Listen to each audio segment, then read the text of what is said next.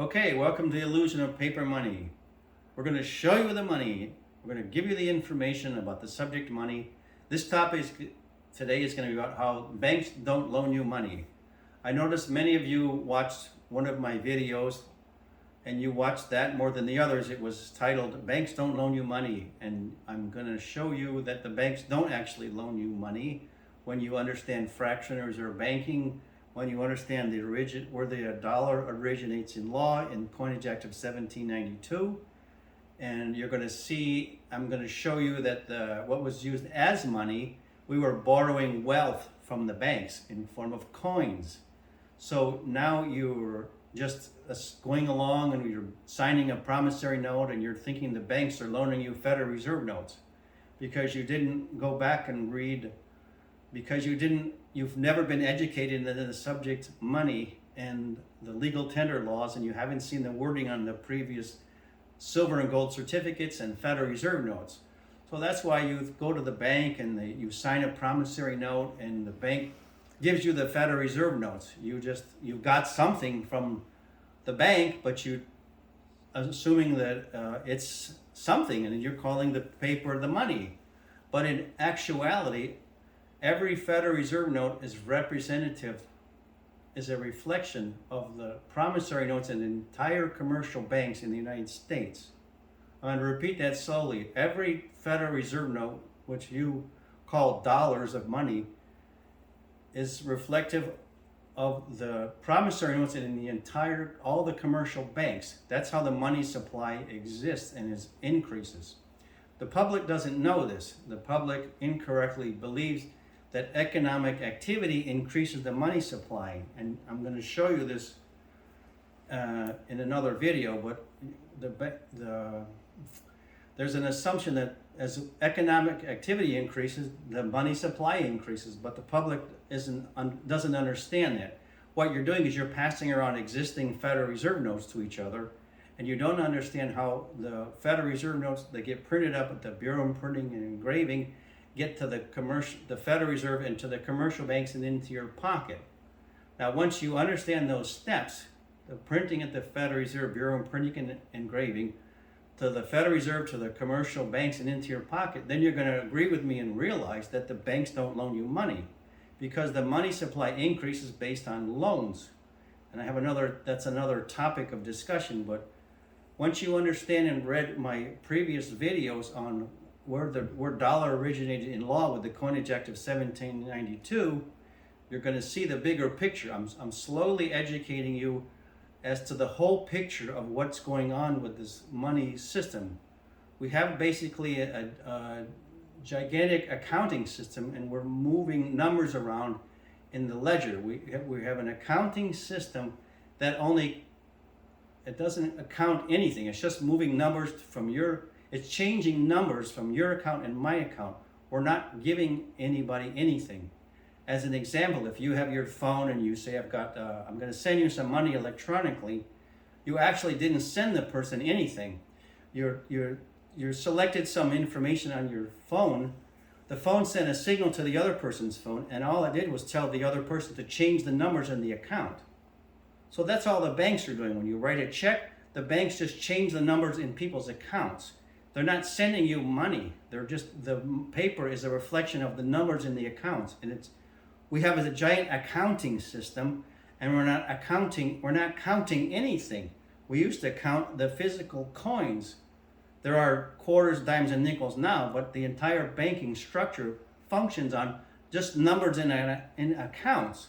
And that's why the title of my book is The Illusion of Paper Money. The people mistakenly and incorrectly think that the paper's the money and it's something. But the money was the metal when our Coinage Act of 1792 started in Section 11. It said silver and gold shall be used as money. And I'm showing you my reference and my research from Merrill Jenkins's book that you're going to see it.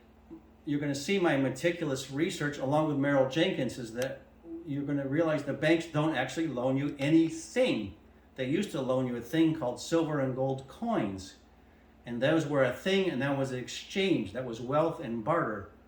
But over time, when some of you understand that the silver certificates ended in 1968, the gold coins ended in 1933, and the Federal Reserve notes were only circulating from 1913 to 1933.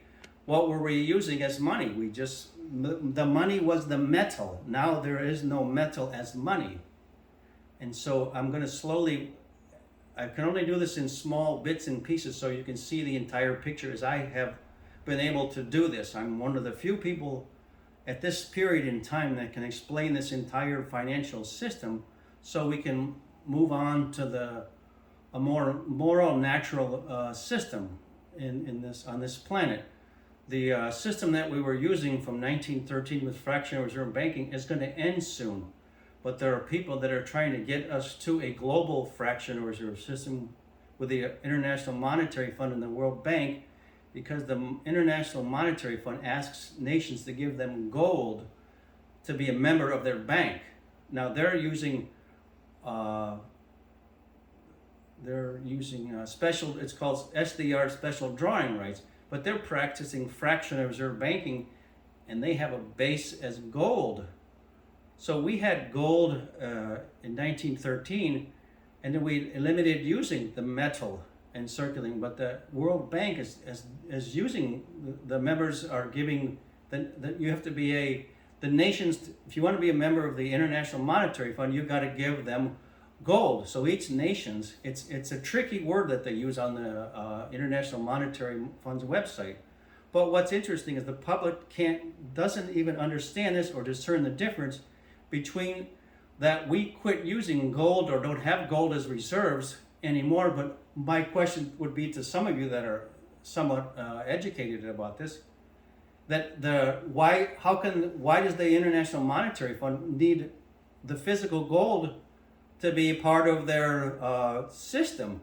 If the United States is functioning now without any metal as reserves or as a backing, then how come the Monetary Fund wants metal from the people? See, I haven't met a person today, I'm the only one I know that's asking this question.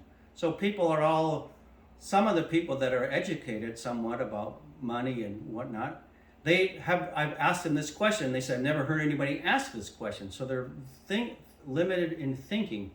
They're still thinking about, just going back and using silver and gold as a medium of exchange. But that's not the solution. Part of the bigger picture is there's things that are natural law that are wrong. And one of them is fractional reserve banking, which was enacted by law in 1913, is wrong. And it's wrong for the International Monetary Fund to do this with special drawing rights. Also, the other part that's wrong is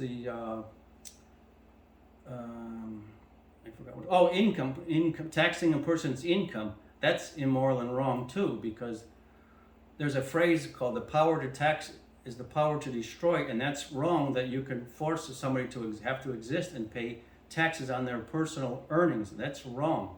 Those will be debated soon, as I'm only one of the few people that's presenting this information to the public. It seems kind of wordy and complicated, but I'm giving you small bits of it in each of my YouTube video and under the Illusion of Paper Money channel, and the book that will be coming out soon, and I'll be doing weekly discussions live on YouTube, so we can understand the bigger picture.